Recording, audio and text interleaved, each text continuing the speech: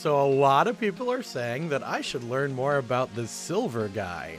Well, I mean, that should be pretty easy. He's only in one game. I'm sure it can't be that bad.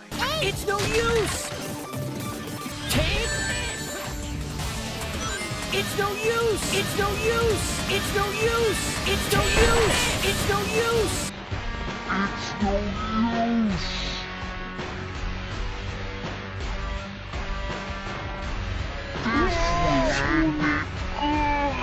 Oh no. Howdy friendos, my name is Stuart, and by popular demand, it's time to cover yet another Sonic the Hedgehog character. Now, full disclosure, I actually did know who Silver was in my Knuckles video. I was making a joke saying like how irrelevant the character was, but ooh, you guys did not appreciate that joke.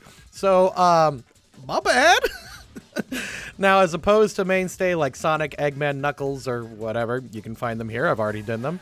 Our character today is a more recent member of the Sonic cast, Silver the Hedgehog, from the incredibly infamous 15th anniversary celebration that is Sonic 06. Now, we're not going to dive into the incredibly troubled and story behind the scenes of the game. There's plenty of people who've done it. There's plenty of people who know more about it, but it is interesting to see Silver's creation. He was created by the production team when they were designing these big open levels with multiple paths, blah, blah, blah. And they wanted a psychic, psychokinetic hedgehog that was inspired by future Trunks. And no, that's not an exaggeration. It's in the script. Anthony, show the script, please. There you go. Anyways, on to Silver himself. In an alternate apocalyptic future, 200 years from the present, Silver is a psychic hedgehog trying to save his future from a fire spirit named Iblis. During his life, Silver befriends a fellow psychic named Blaze the Cat, as the two try to carve out a life together in the hellscape of the future. When Silver tries to learn about what caused Iblis to appear and stop it, he's met with no answers. Silver is young, immature, and can be incredibly brash, as we see in these cutscenes. He doesn't think things through and is trying to do the right thing to save everyone. As such, we'll begin Silver the Hedgehog at neutral good, leaning chaotic good. Actually, you know what? Come to think of it, if this video gets, let's do 20,000 views, I'll do Trunks, because it's supposed to be Trunks, but in Hedgehog form. Or, you know, maybe I'll finally do Rouge the Bat one day. I'm saving the other Hedgehog for later, for obvious reasons. Check out my Sonic 2 review. Hey, you big blue bastard! I'm a time traveler from 17 years in the future, and you don't exist there. You know why? Well, besides multiverse theory, it's because you die right here by my side. And that's when the time traveler realized that his sword was about as useless as a screen door on a submarine. While observing the wreckage of Crisis City, it's actually called Crisis City, Silver is called away by his friend, Blaze the Cat, to battle Iblis. Even after beating the Havoc-wielding flame monster, Silver is frustrated that there seems to be no way to absolutely kill this creature. Neutral good.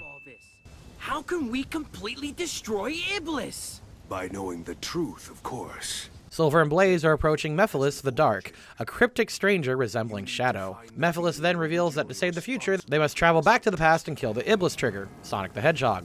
Despite just meeting the guy who says he can send Silver back in time to kill someone, Silver seems pretty gung-ho about everything. Chaotic good.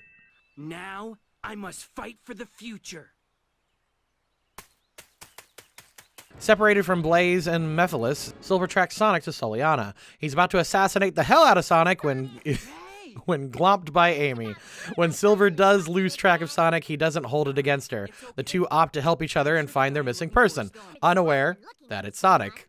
Neutral good. Just wait a second. What's your name? Returning to Soliana, Silver finally finds Sonic and attacking him without warning or explanation. We then begin the very buggy, broken, and very memorable Nat 1 fight. Even after Sonic beats him and offers him friendship, Silver attacks anyways, ready to save the future. It's no use. Chaotic good. Is this a joke? How could someone like you cause the destruction of our world?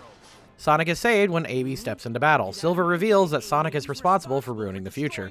Mind you, he doesn't explain how the world will be destroyed, but I'll chalk it up to Mephiles withholding information. In the end, Sonic escapes and Silver leaves Amy alone, confused by everything that's happening. Neutral. So this is where you are. I've been looking for you. Taking a moment to think, Silver reunites with Blaze before confessing his doubts about killing Sonic. With Blaze's affirmation that this will help the future, Silver decides to hunt Sonic and save his future. He's after Lawful Dark neutral. Eggman. Let's sneak into Eggman's base. What? Oh no! Losing Sonic, who's traveled to the future, Silver collects a Chaos Emerald and goes back to Soliana. He and Blaze find Mephiles, and Silver finally asks some important questions like why and how the world will end thanks to Sonic. Dodging the question, Mephiles tells him where Sonic is, and with no choice, Silver goes to play Hitman. Lawful evil. I knew you'd return. You had to. Finding and attacking Sonic again, Silver is wasting no time in trying to kill Sonic. Even when Elise is captured again, Silver ignores them, only to be interrupted and forced to fight Shadow as Sonic escapes. Neutral evil. Chaos control!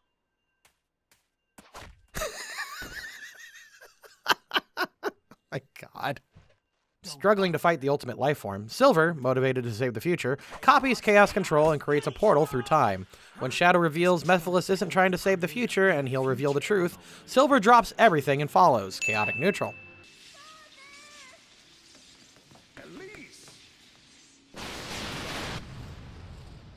Traveling 10 years into the then present day past, Silver and Shadow witness the Solaris Project and the creation of Mephiles and Iblis, split entities of the god.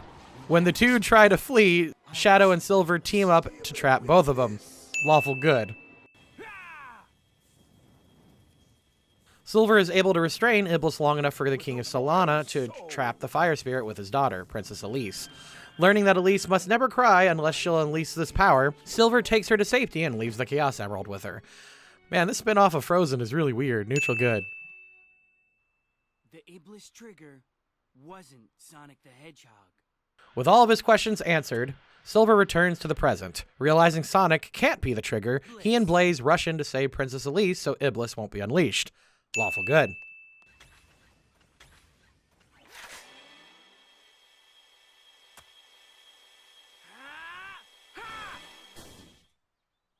Spotting Sonic, Silver teams up with him, admitting he was wrong about Sonic destroying the world. Silver even gives Sonic the means to save Elise by sending him back in time so she won't die from the egg carrier crashing. Lawful good. Handle this myself. I know how to save our world now. We don't have to change the past.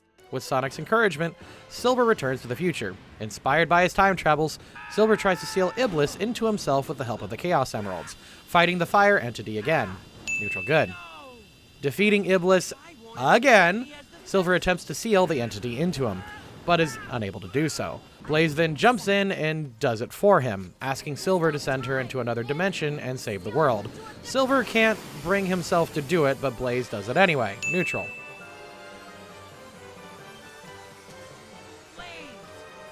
After Mephiles achieves his dream by killing Sonic, Solaris is reborn and folds time into one.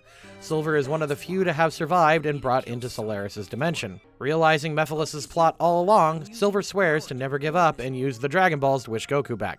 The Chaos Emeralds to bring Sonic back. Can't imagine how I got that mixed up. Lawful good. You can do it, Princess. I can? You should be able to use the gem's power to rescue Sonic's soul. Oh, so it was Silver was the one to tell Elise to do... Okay.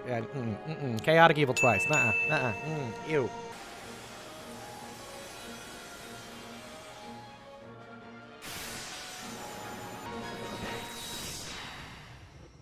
Collecting the Chaos Emeralds with the others, Silver, Shadow, and the now-alive Sonic go super and defeat Solaris. With Elise's help and some time travel, Sonic and Elise erase Solaris from the timeline.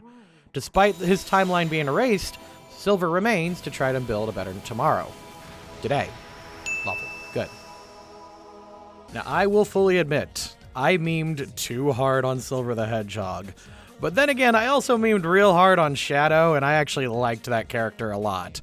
I actually like nearly all of the Sonic cast. The big problem with almost all of them is the fact that once their introductory stories are done, the writers have no idea what the hell to do with them. Let's examine the side characters again. What does Silver want? He wants to save the future. Cool.